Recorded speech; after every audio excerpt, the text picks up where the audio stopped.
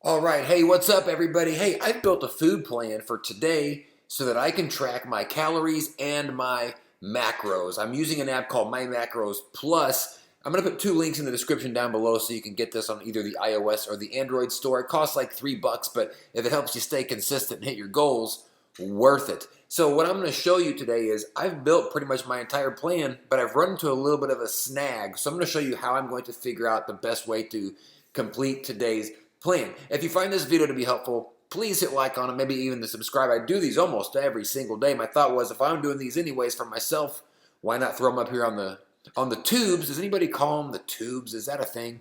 Throw them up here on the tubes and maybe it'll help somebody else figure out how to do theirs as well. So look, here's the deal. I've got a plan that I built. Let me actually start my recorder. That would be helpful. Way to go, Bobble.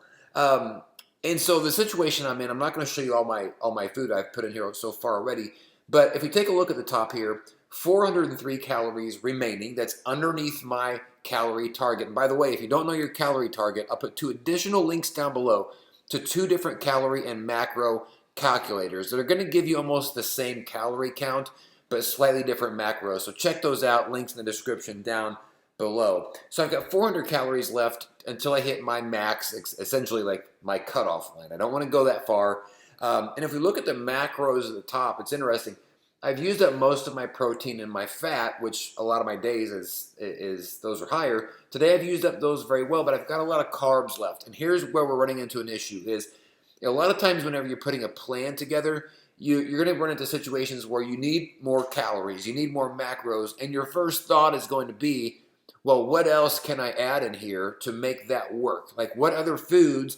And you're going to be thinking of things that aren't on your plan already. Well, the tip that I've got for you today on making sure to build these in the best possible way is you don't always have to be thinking about new food, right? You've already got a bunch of food in here, but sometimes in these situations you can think of, well, what do I already have?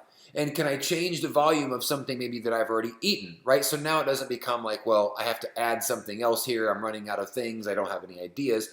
Look and see what you need. And look and see what you've already consumed and then maybe increase that volume. So for example, I need a lot of carbs. I need a little bit of protein here. My thought is I still have to make my dinner.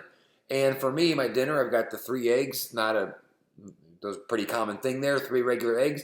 But look at these waffles. The waffles have, for 2 of them that I've got on there already, it's 20 grams of protein, 46 grams of carbs. So my carbs are higher than my protein and higher than my fat. So the carbs is the highest one on here. Well, look at the top.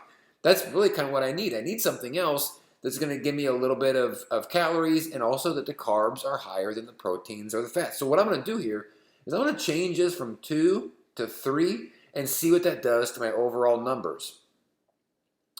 And all of a sudden, those numbers will look a lot different, right? And that did exactly what we wanted it to do, which was it gave me a little bit of protein, which I was still eating. It knocked my carbs down by a bit too, and it gave me a little bit of extra fat. But for the overall calories, it knocked my calories down, another 100, I guess like 200, 250 calories, right? So right here, I could totally leave this just as is. So I just want to make sure to mention, when you're building these plans out, it doesn't always have to be about like, well, I need to think of something new. I need more food in my plan.